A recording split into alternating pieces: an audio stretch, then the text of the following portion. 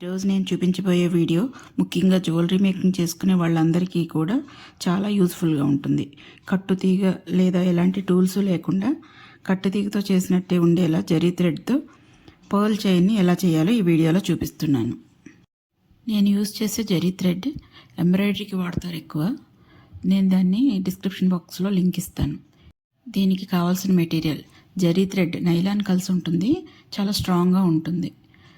ఇంకా 5 mm thickness ఉన్న pearl beads, clam shells, back chain, jumped rings. ఇవి మనం యూజ్ చేసే మెటీరియల్. క్లామ్ షెల్స్ నాట్ని కవర్ చేస్తూ ఉంటుంది. మనకి ఎక్స్టెన్షన్ కోసం బ్యాక్ చైన్, వాటిని లింక్ చేయడానికి జంప్డ్ రింగ్స్. ముందుగా మనకి నెక్లెస్ పొడవు ఎంత కావాలో జరీ థ్రెడ్ని దానికి కరెక్ట్గా డబుల్ సైజ్ తీసుకోవాలి. ఎందుకంటే మధ్యలో నాట్స్ వేస్తాం కాబట్టి దారం ఎక్కువే పడుతుంది.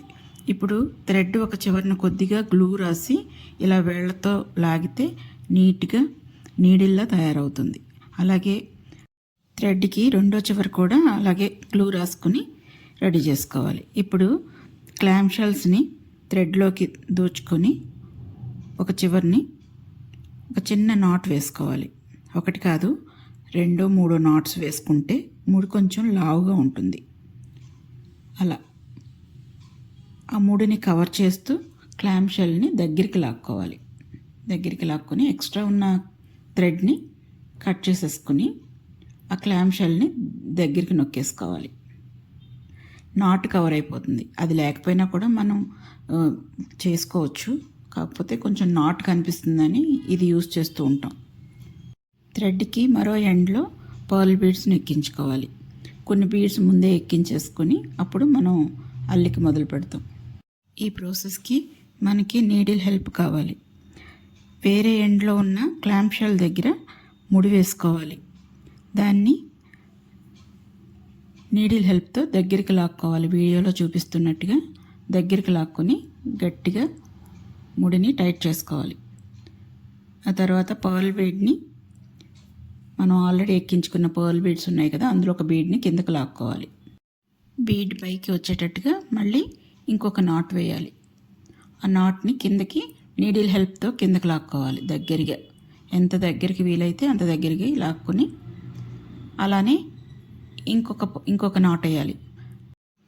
ప్రతి 2 బీడ్స్ మధ్యలో 2 నాట్స్ వేయాలి. అప్పుడే అది జరీ థ్రెడ్తో ముడి వేసినట్టుగా కాకుండా కట్టుతీగతో ప్రొఫెషనల్గా అల్లినట్టుగా కనిపిస్తుంది.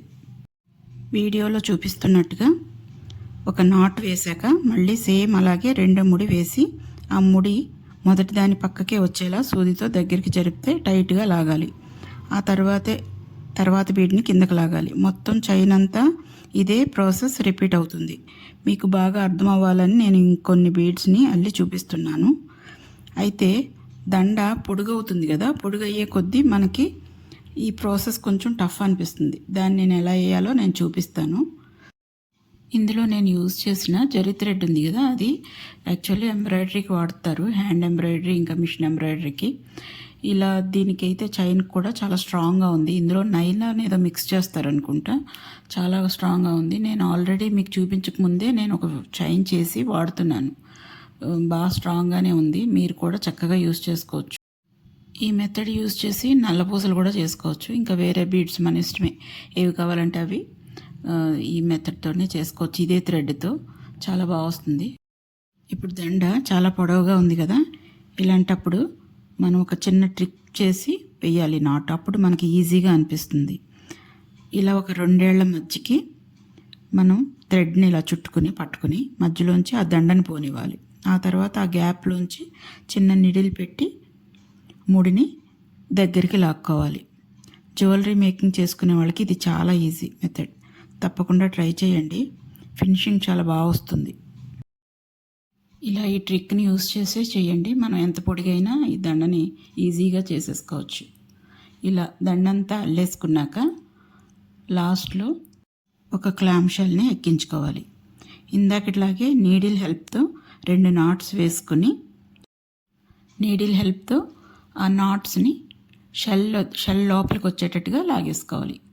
అలాగే మళ్ళీ ఇంకొక నాట్ కిందకి షెల్లోకి వచ్చేసేటట్టుగా లాక్కుని ఎక్స్ట్రా ఉన్న థ్రెడ్ ఉంటుంది కదా, దాన్ని సిజర్స్తో కట్ చేసేసుకోవాలి. ఆ క్లాంప్ షెల్ని దగ్గరికి నొక్కేసుకుంటే 2 రింగ్స్ దగ్గరికి వచ్చేస్తాయి.